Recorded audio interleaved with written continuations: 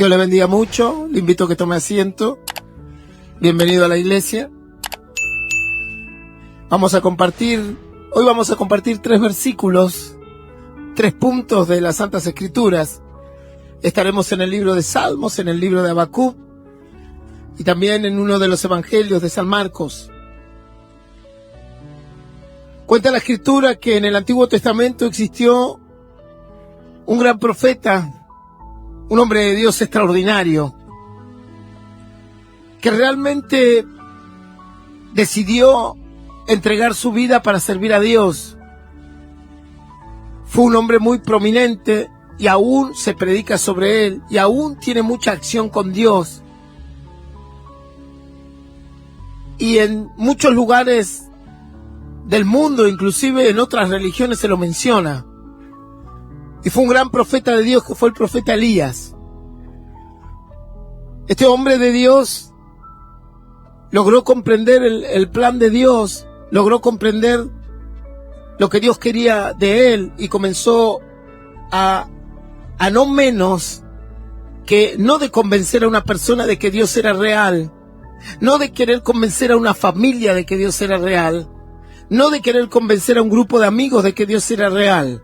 La función de él era convencer una nación entera. Hablamos de millones de habitantes y personas. La función de Elías era llevar el mensaje de Dios y que el corazón de la gente se vuelva a Dios. No era una tarea sencilla. Y no era que le tenía que predicar a la tía, al primo, al abuelo, al hijo. Tenía que predicarle a una nación. Y Dios le había dado una misión y un objetivo, y era que toda una nación, toda la nación de Israel, que estaba apartada, que estaba en idolatría, que se dedicaban simplemente a imitar a las naciones que tenían alrededor, que se habían olvidado del plan de Dios, de la ley de Dios, tenía que hacer volver los corazones de ellos al plan de Dios. Un trabajo épico. Y lo iba a hacer a través de ¿quién? A través de Dios y del Espíritu Santo, que lo iba a guiar y le iba a acompañar con señales. Y dice la Biblia que Elías fue un profeta que hizo muchas señales, muchos milagros extraordinarios, cuestiones sobrenaturales que no tienen explicación hoy en día ni con la física, ni la química, ni siquiera con la medicina. Quizás en algún tiempo, cuando avancen estas ciencias, muchos milagros de Jesús sean explicados. Pero algunos, cuando no se pueden explicar, de ahí viene la palabra sobrenatural. Cuando un médico ve que ocurre en una persona una sanidad o un cambio en su físico o en su mente que no está relacionado a los conceptos científicos que ese profesional aprendió o tiene, lo considera un milagro. Y ahí aparece la palabra milagro o sobrenatural. Dice la Escritura que este varón, que lo acompañaban señales extraordinarias. Y no solo señales, efectos extraordinarios, porque a veces no es solo cuestión de realizar actividades, sino tener éxito en lo que realizamos, ¿verdad? Ser próspero en lo que hacemos. Y a este lo acompañaban todas estas cosas. Sin embargo, dice que a pesar de esta condición, que uno diría, pastor, yo quisiese estar así como ese hombre, lleno de Dios, y que donde vaya sea como una luz en las tinieblas, que sea de bendición y que pueda ayudar a mis seres queridos, amigos, no sé si tanto como una nación, pero bueno, a los que tenga alrededor por lo menos.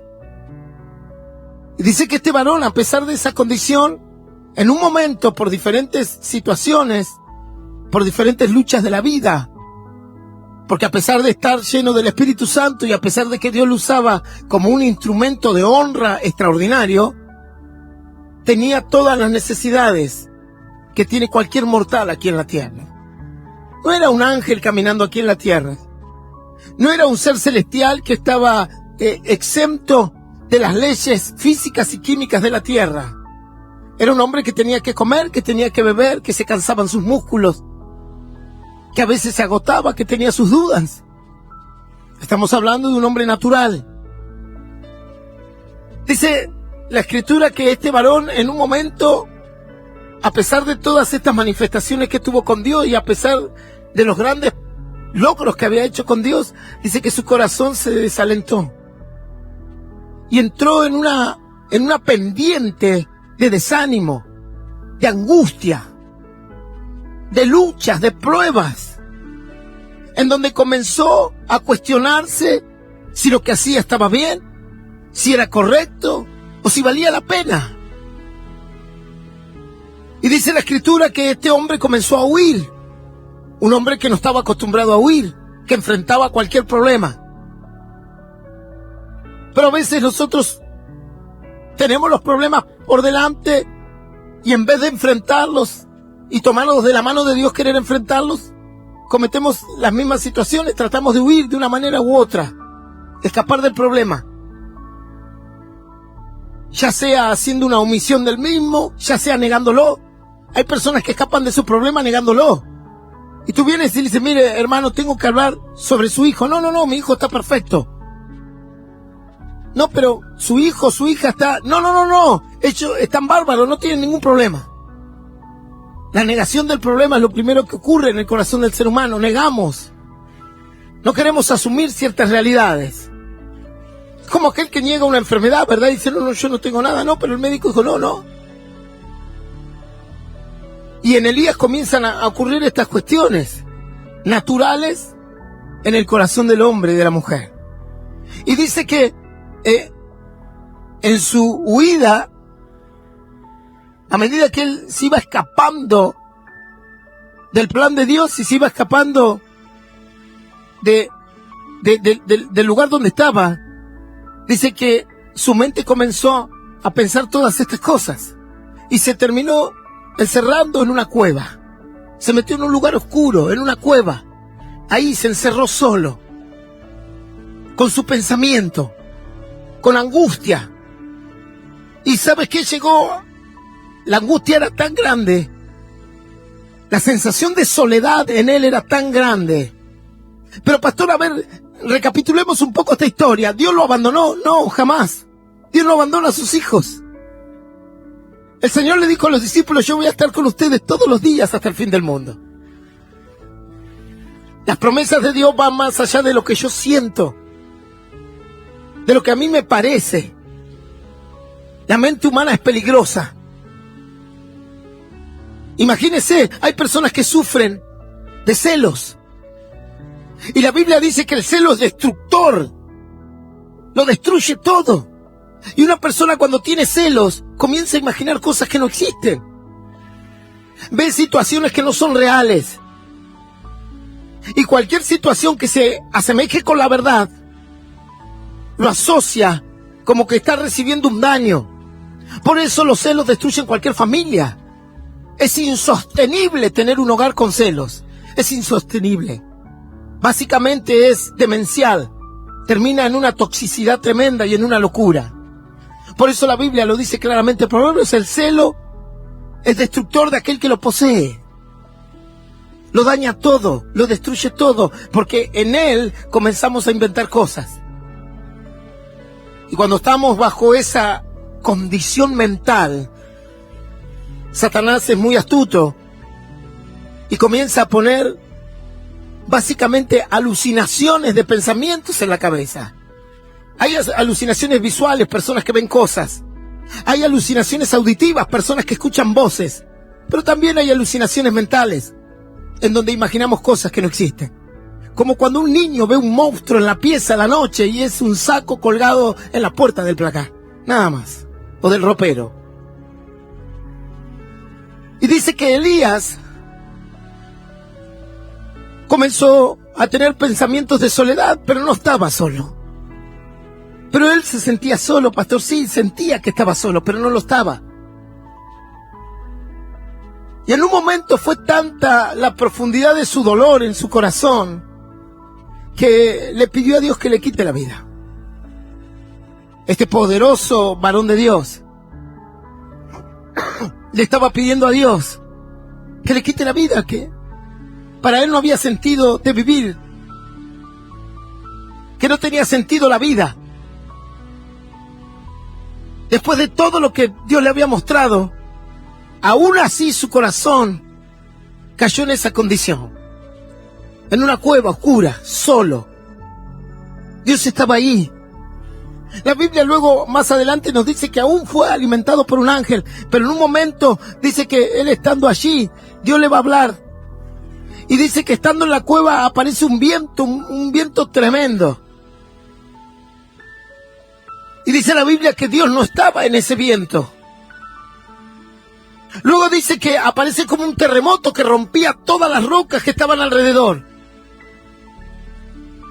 Y Elías habrá dicho, bueno, quizás ahí está Dios que viene a mi rescate. Sin embargo, dice la Biblia que Dios no estaba en el terremoto. Se rompían las piedras, todo, y Elías dice, sí, ahora sí, porque en esta manifestación Dios debe estar. Y ahí no estaba Dios.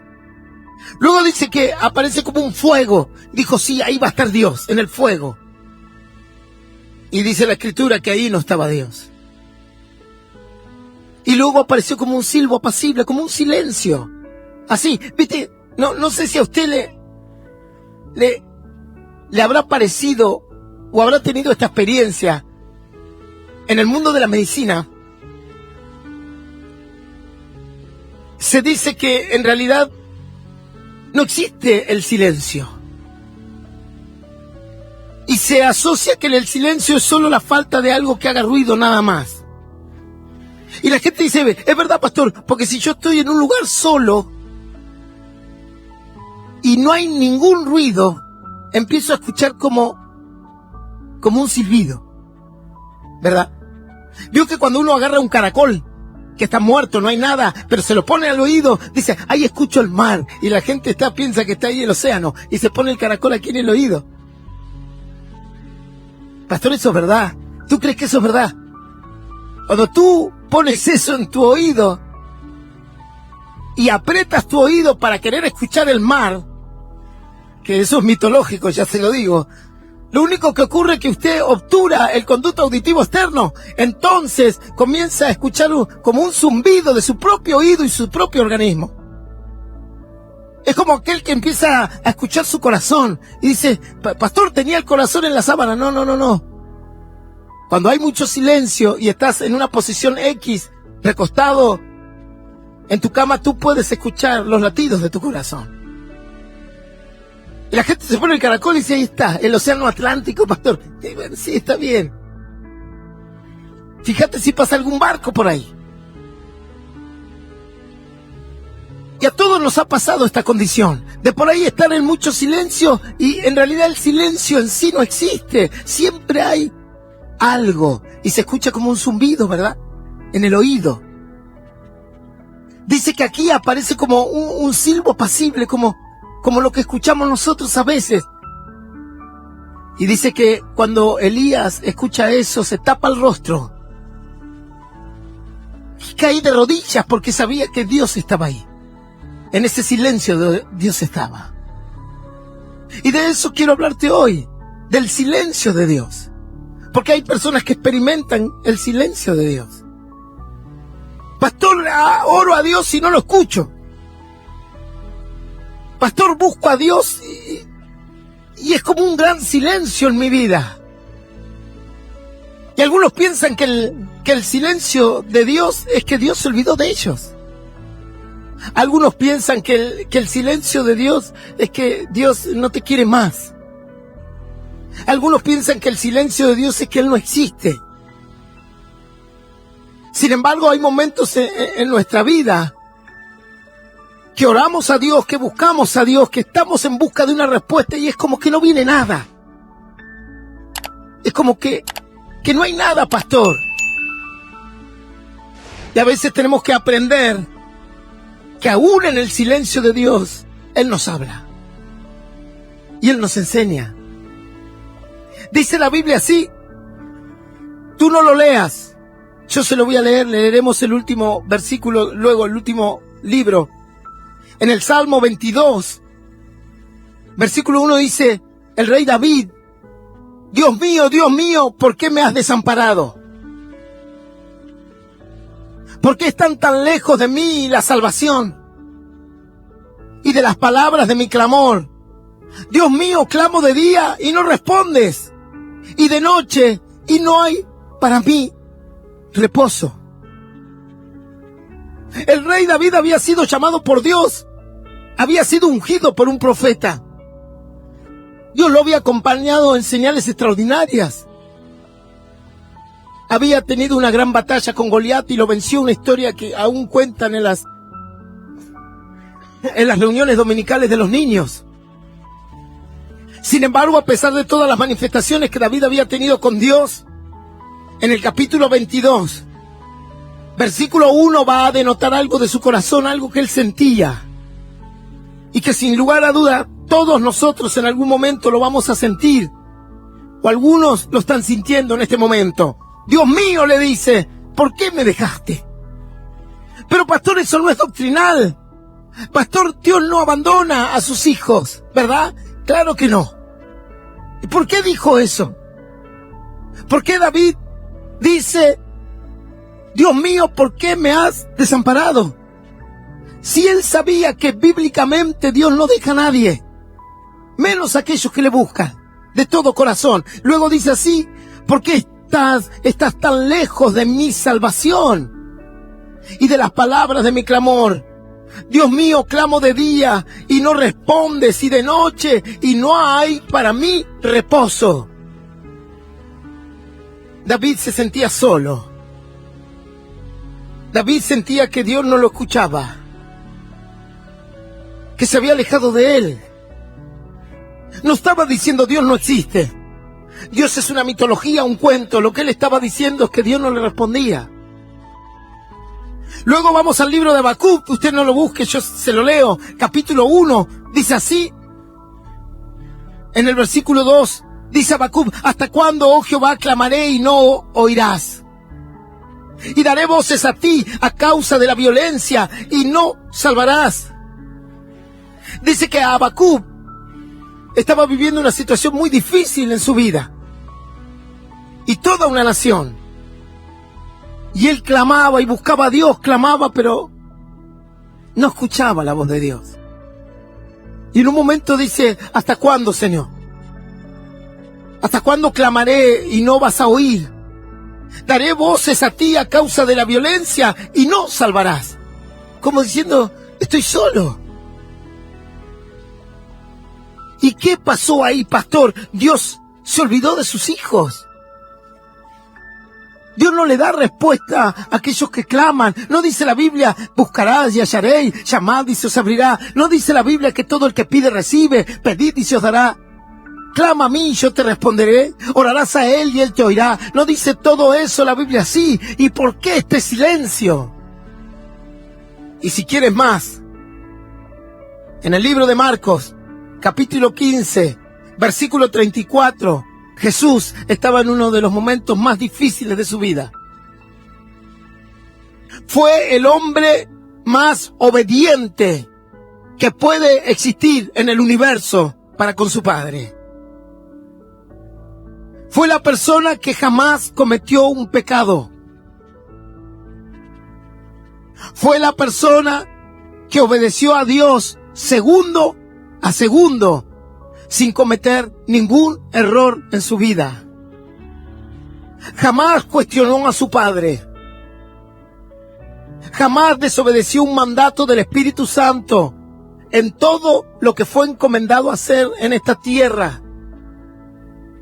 Como si fuese poco, vino a sufrir por nuestros pecados y a llevar en una cruz, en un madero, nuestras transgresiones, nuestras violencias, nuestras blasfemias, nuestras locuras, nuestras abominaciones, nuestras lujurias, nuestras concupiscencias, todo lo malo que nosotros somos, el racismo que tenemos en el corazón, la mentira, el odio, la rencilla, el celo, la locura, todo lo que tenemos en el corazón, Jesús se lo iba a llevar a la cruz. Sin embargo, dice en Marcos 15:34, a la hora novena, Jesús clamó a gran voz diciendo, Eloi, Eloi, lama sabactani, que traducido es, Dios mío, ¿por qué me has desamparado?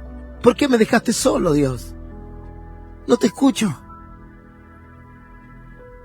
Estoy en el peor de los momentos de mi vida y no te puedo escuchar. Como un silencio. Y a veces decimos, Señor, tú me abandonaste. como dijo Habacuc, como lo dijo Jesús mismo y como lo dijo David. Ahora, ellos eran creyentes, pastor, sí, claro que sí, y sabían que Dios estaba ahí y que no los iba a abandonar, claro que lo sabían. ¿Y por qué dijeron eso? Porque es una situación del corazón, es una situación de las emociones. Es como cuando tú tienes angustia, cuando tienes dolor. Aunque Dios esté, está esa emoción ahí. Y cuando tienes una pérdida, aunque Dios esté, y sepas que Dios te ama, está el dolor ahí. Eran sus emociones, lo que ellos sentían. Y a veces lo que sentimos no quiere decir que Dios nos haya abandonado y nos haya dejado. El silencio de Dios no significa ausencia de Él. El silencio de Dios no significa que Dios no esté contigo. Significa que Dios está tratando con tu corazón. A través del silencio de Dios, Dios trata nuestro corazón. Primero y fundamental, descubrimos lo que realmente tenemos en Él. A veces cuando clamamos a Dios y no viene su respuesta, no viene el milagro que esperamos, no llega la voz de Dios, se revela lo que realmente hay en nuestro corazón. Se revela nuestra verdadera incredulidad. Se revela el carácter. Si es que buscamos a Dios por un milagro, o lo buscamos porque sabemos quién es Él. ¿Por qué estás tú aquí? ¿Qué es lo que estás buscando tú aquí? Que Dios simplemente haga milagros. Que Dios te provea como te puede proveer un supermercado de las necesidades materiales que tengas. O tú estás aquí por lo que Jesús representa. Para el mundo, para el universo, para tu corazón, para tu sociedad. Y claro, estos valores fueron puestos a prueba. Y a veces el silencio de Dios es para revelar tu corazón, para ver quién eres, para ver qué es lo que has estado buscando. Porque dice que en un momento Elías entendió la profundidad de su corazón, y en un momento dice: porque yo solo he quedado. No hay nadie más que busque a Dios más que yo. Y dice que Dios le habló y le dijo: no, Elías. No eres el único. Hay otras 7,000 personas que no doblaron sus rodillas a los dioses ajenos. Prueba nuestro corazón. A veces el silencio de Dios es un trato. Dios está esperando a ver cómo tú reaccionas. Dios está esperando a ver qué es lo que tú quieres hacer. El silencio de Dios representa también un espacio para que tú desarrolles la fe, para que puedas creer, para que puedas esperar el milagro. Dicen en Salmos 22, en el versículo 3, luego que David dice: y de noche, clamo de noche y no hay para mí reposo. En el versículo 3 dice: pero tú eres santo. Tú que habitas entre las alabanzas de Israel, en ti esperaron nuestros padres, esperaron, y tú los libraste. Clamaron a ti y fueron librados, confiaron en ti y no fueron avergonzados. Y ahí David entendió: tengo que esperar. Tengo que confiar en ti. Ahora, el silencio de Dios tenía un propósito, y el propósito era que Él confíe, que Él crea.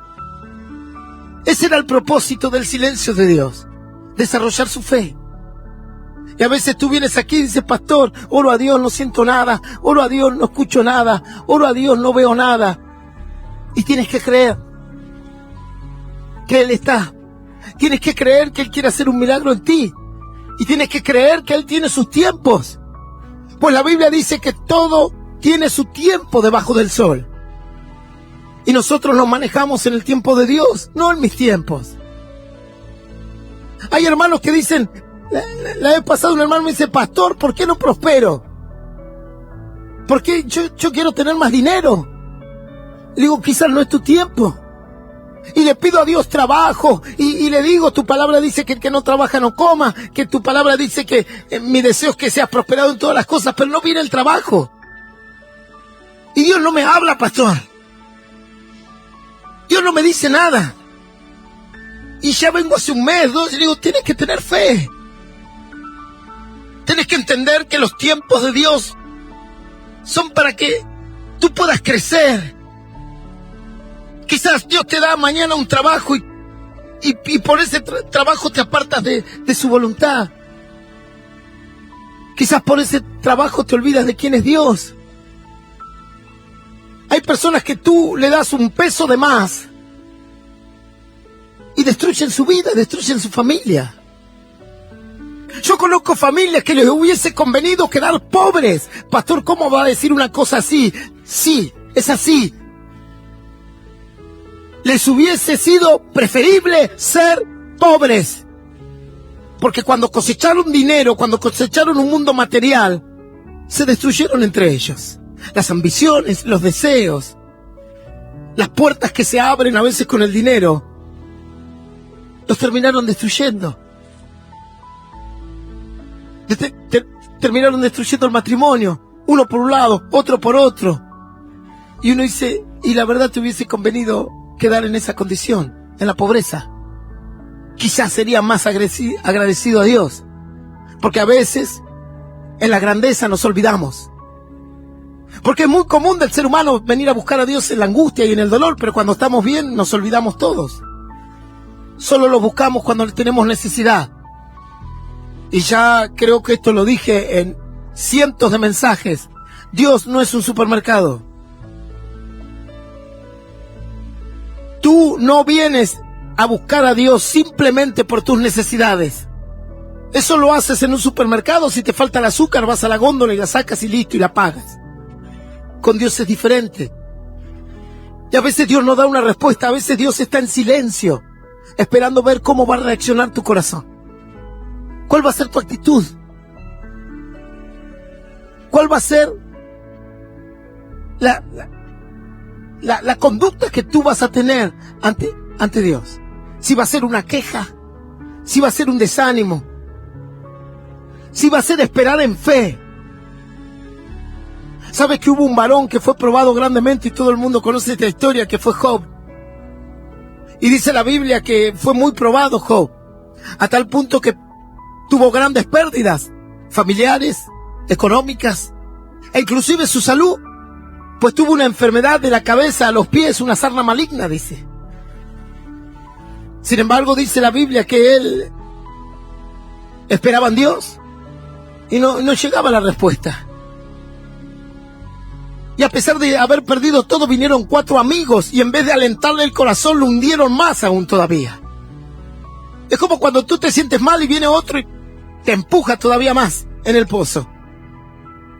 Y le decían a Job, tú estás así porque has hecho mal, porque eres pecador, porque eres esto. Y él dice, yo no pequé en nada. Pero por alguna razón, Dios decidió que yo pase por esta situación. Y la situación de él no era nada fácil, pues había tenido muchas pérdidas, todas las económicas. Había perdido a sus hijos. Y mientras él clamaba a Dios, Dios no le respondía, todavía no había palabra para él. Había un silencio muy grande sobre su corazón, sobre su vida. Y él se preguntaba, ¿qué habré hecho mal? ¿Qué hice? ¿Por qué esto? ¿Por qué me pasó a mí?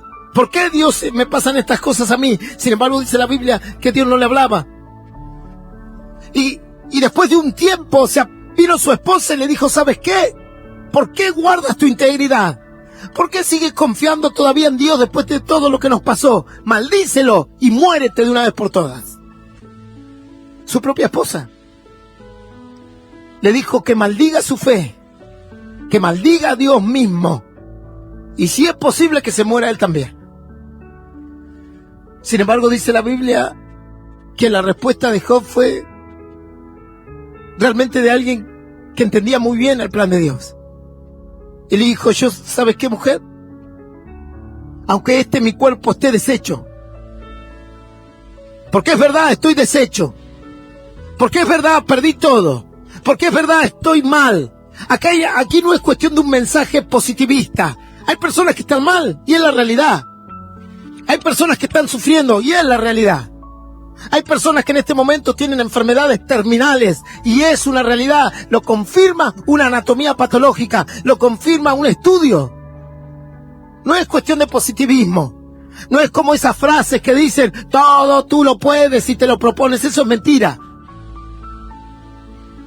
Si yo me propongo tener 1,80 m, no lo voy a lograr, salvo que me ponga unos zancos de madera, nada más. Sería la única manera que lo puedo lograr. Y si quiere pelo, pastor, y me tengo que poner una peluca, de otra manera no lo voy a lograr. Hay cosas que no se pueden, y esa es la realidad.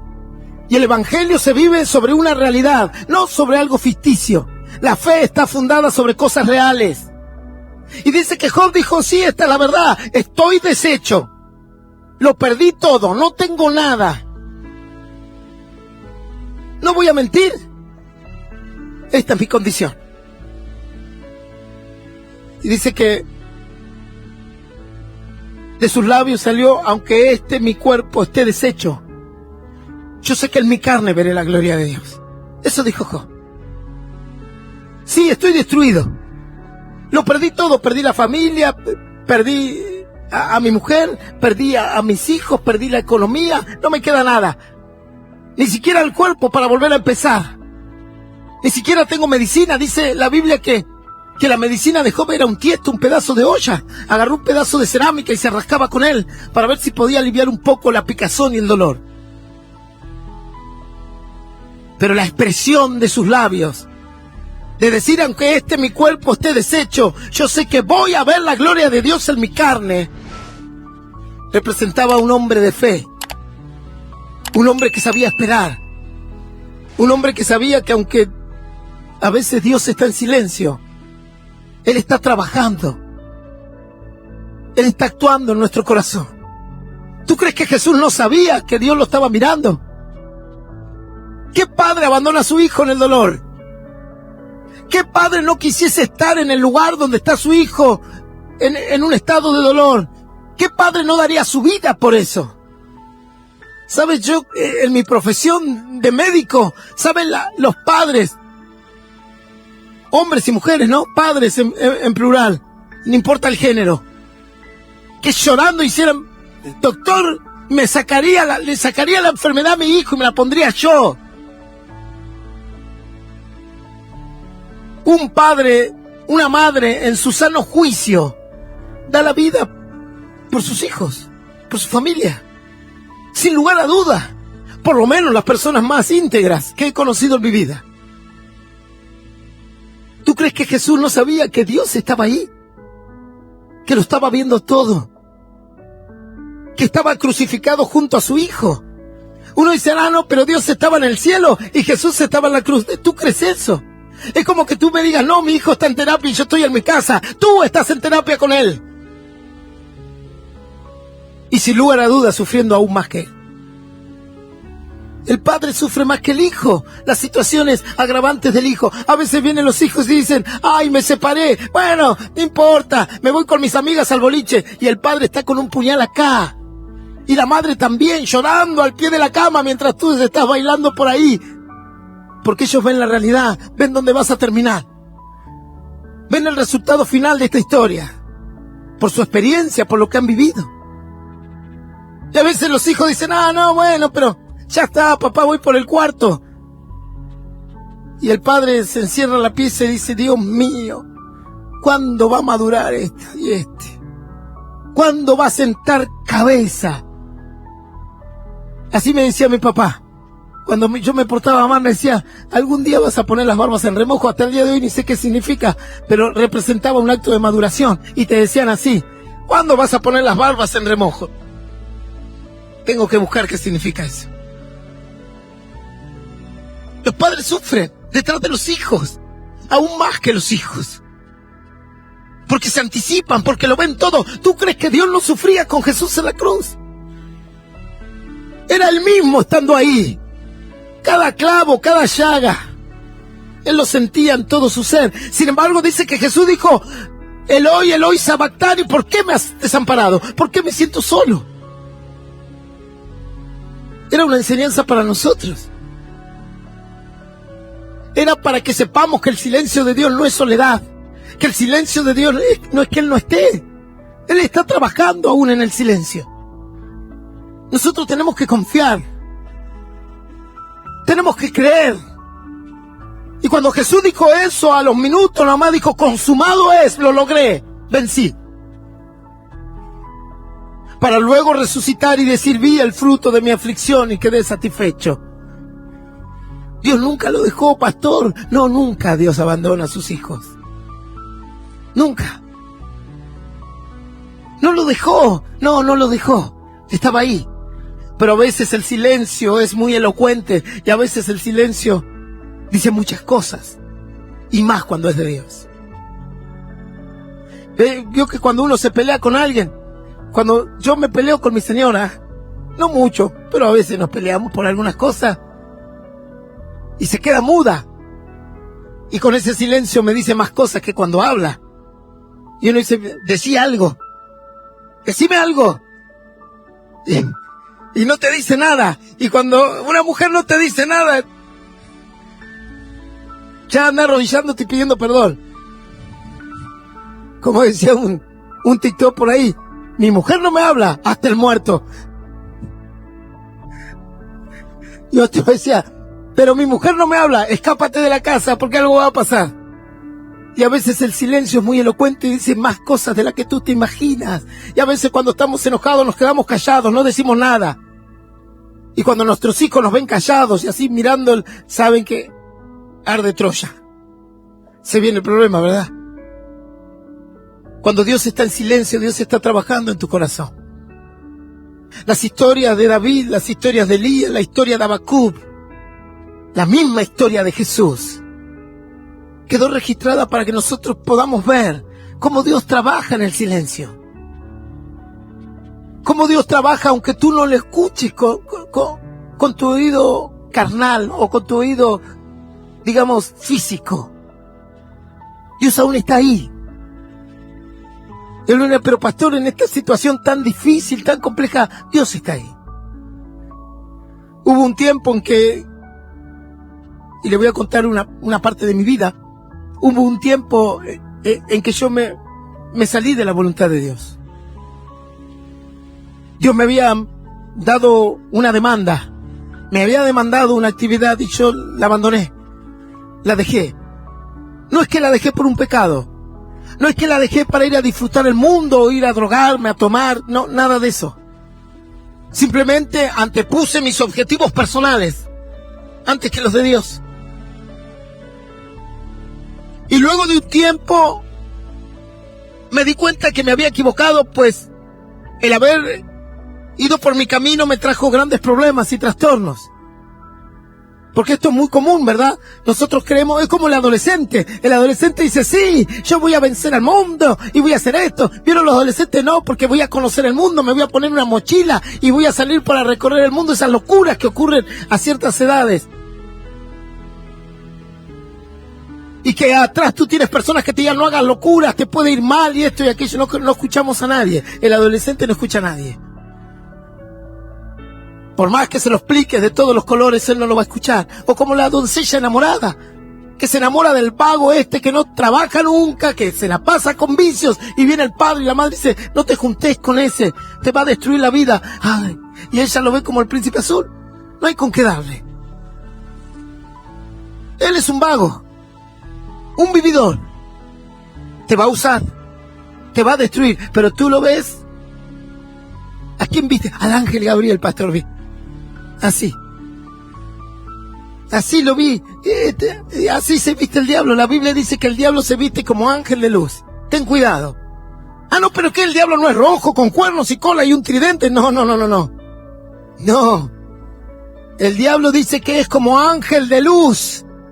Va a venir hacia tus ojos en lo que más te seduzca, en lo que veas más lindo. Así es el adulterio, ¿verdad? Así un hombre abandona a su mujer después de 20 años por una jovencita. Y después anda tirado por ahí pidiendo perdón, si es que puede. Y tú le dices, tened cuidado, y no. Así es la adolescencia. Se adolece, se duele, ciega. ¿Entiendes?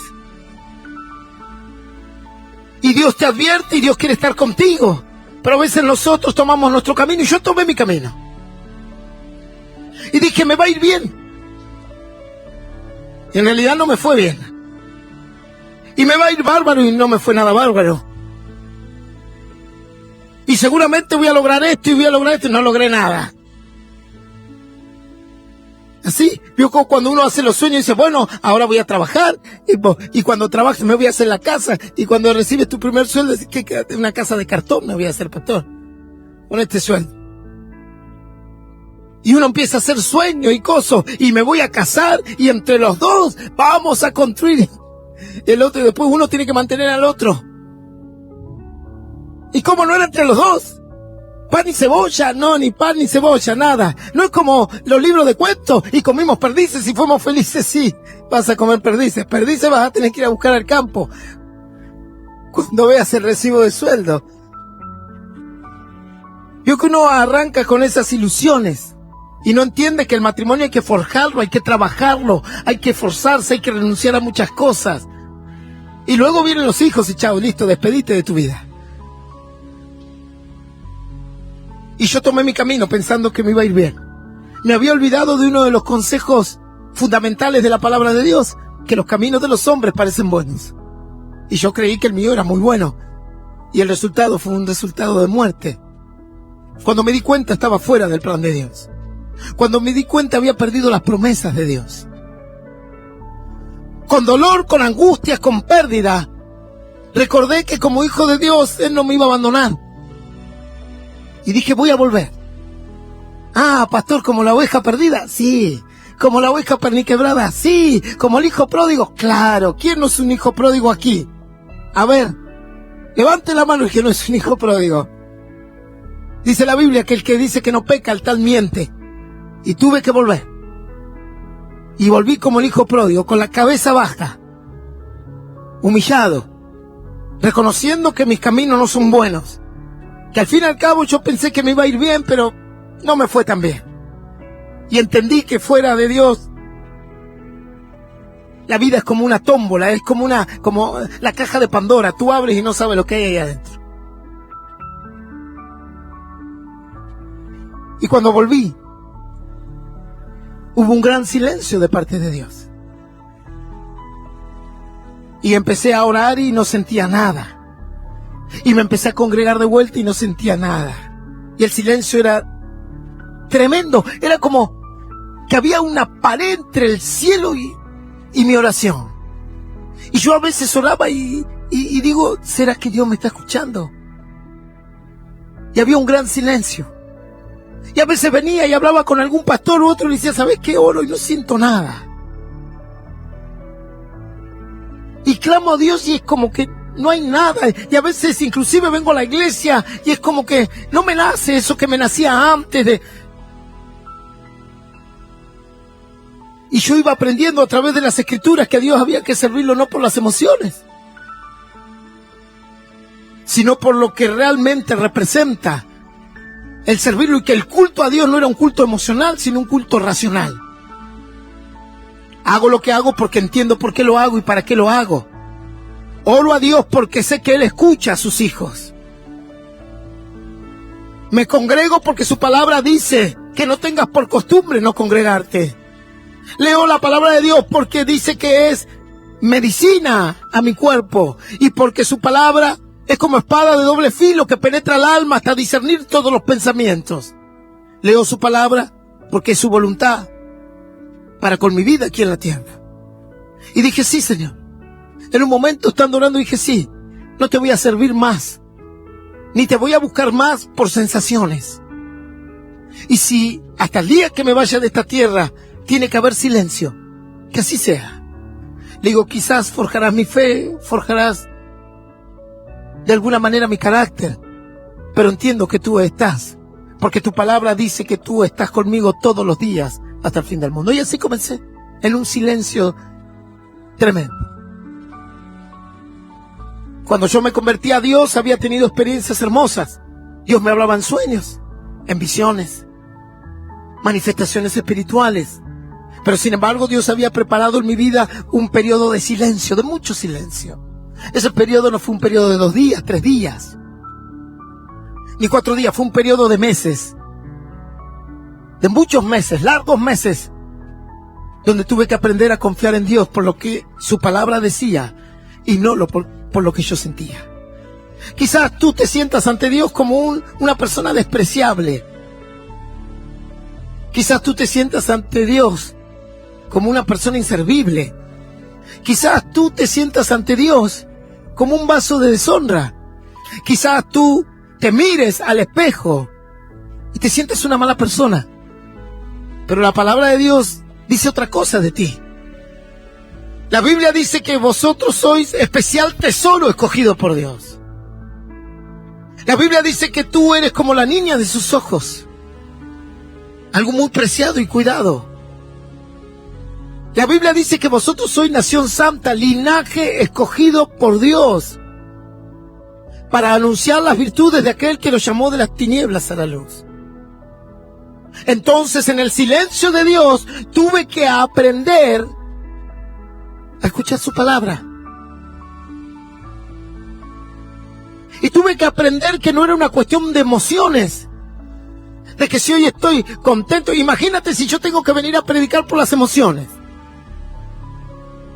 Mañana me levanto el domingo a la mañana, estoy cansado, agotado, la verdad que discutí con un hermano, cierren la iglesia, pongan ahí un cartel, el pastor hoy no predica. Hoy no se abre la iglesia, ¿por qué? El pastor está un poquito depre, está desanimado. Hoy nos vinieron a hacer un acta, ¿se acuerda que ayer le dije?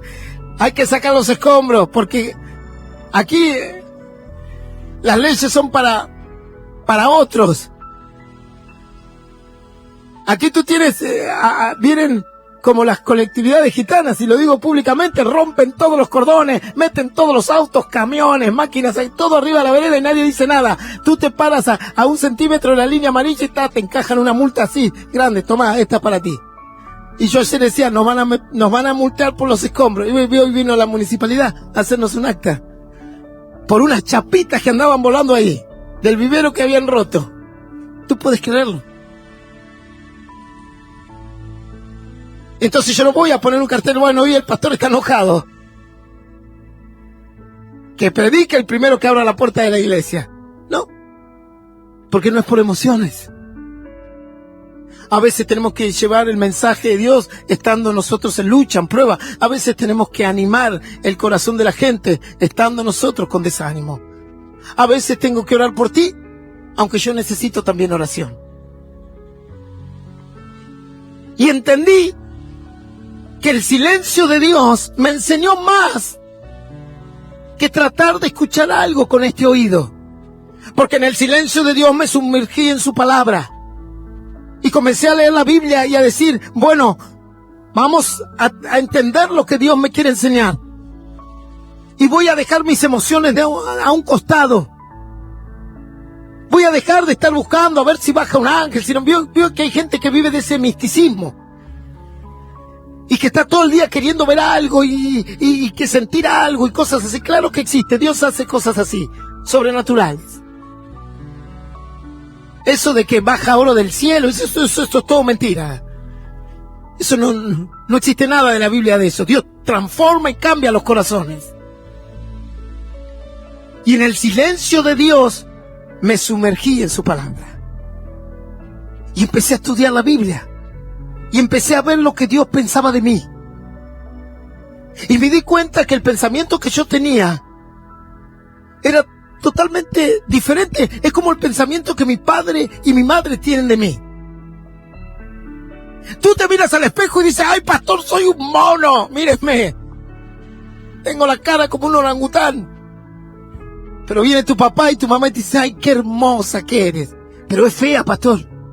Bueno, pero para el padre es hermosa, ¿verdad? Es la visión de los padres, ¿verdad? Vio cuando nacen los chicos que nacen arrugados, peludos. Y viene la abuela y dice, ay, qué lindo, que es un mono.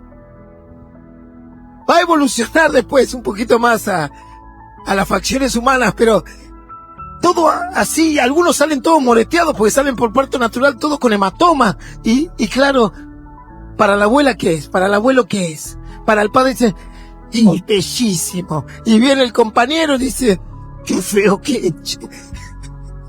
Aquí salió y empiezan a buscar al feo de la familia para ver. Aquí. Es así. A veces nos miramos al espejo y nos vemos arrugados, nos vemos viejos. Ya no sabemos qué ponernos para que no se nos caiga. Y las mujeres van a la farmacia y crema de aquí, crema de allá. Tienen un laboratorio farmacológico en el baño. ¿Y esa para qué es? Esta para la noche, hidratante. ¿Y esta para qué es? Esto es colágeno. Y esto... No sé. Yo le digo, ¿por qué no te pones una máscara y listo? Es más barato. Yo me voy a buscar una careta de Brad Pitt y me la pongo y listo. Ya está, va a ser más barato y más lindo todavía que yo. Pero ¿cómo me ve Dios? No cómo me veo yo. ¿Cómo me ve Dios? Entonces en su silencio me sumergí en su palabra. Y en su palabra aquí, este libro que algunos desprecian, o les molesta, o les cuesta leer, porque es más fácil ver la tele que leer esto, empecé a descubrir lo que Dios pensaba de mí. Que no miraba ciertas condiciones de mi vida, que no miraba ni siquiera mi estética. Luego descubrí que en Jesús no había ningún hermoso parecer para que nadie lo desee. Jesús era feo para los estándares de la belleza de aquel entonces. Vio que los estándares cambian, ¿verdad? Y antes decías, no, bueno, un hombre lindo tenía que tener ciertos estándares de físico, y eso va cambiando. Y la sociedad hizo lo mismo con la mujer. Antes tenía que ser más gordita, ahora tiene que ser como un esqueleto, más o menos, y así van cambiando. Dice la Biblia que en Jesús no había ningún lindo parecer. Y empecé a descubrir lo que Dios pensaba de mí. Y empecé a descubrir que Dios tenía grandes planes, no por lo que yo sentía, ni siquiera por lo que oía, porque estaba en un silencio total, sino por lo que decía su palabra. ¿Y sabes qué descubrí? Que en el silencio de Dios, Dios me habló más de lo que me pudo haber hablado en toda mi vida. En ese silencio, Él me sumergió en su palabra, y en su palabra encontré y descubrí cómo tenía que buscar y servir a Dios, y lo que yo representaba para Él, no para esta sociedad. ¿Qué importa lo que represento para esta sociedad? Y a la larga no importa lo que represente ni siquiera para mis hijos o mi esposa. Lo más importante es lo que yo represento para Dios. Y cuando me di cuenta, dije, Señor, nunca estuviste apartado de mí. Nunca me desamparaste. Y a ciencia cierta, nunca tampoco estuviste en silencio. Ese silencio que yo creía que estaba en mi vida, me estaba impulsando y me llevaba a escuchar su palabra, a entender su palabra. Pues el silencio no existía. Lo que existía era un trato de Dios a mi corazón. Así le pasó a Elías. Dijo, Elías, anda afuera de la cueva, y vino el viento, y vino el terremoto, y vino el fuego, lo que algunas personas quieren, eso. Y ahí Dios no estaba. Pero luego pasó un silbido apacible, algo bien suave y silencioso, y dice que Elías tapó su cara y dijo, aquí tú estás, Señor. No te desesperes si oras y no escuchas a Dios, lee su palabra. Ahí lo vas a encontrar. No te desesperes si estás pidiendo un milagro y todavía no llega. Busca su palabra. Ahí lo vas a encontrar. Porque dice su palabra que Él estará contigo todos los días hasta el fin del mundo y no te va a abandonar. Y la palabra de Dios dice que las promesas de Dios son el sí y el amén en nosotros. Amén. Gloria a Dios.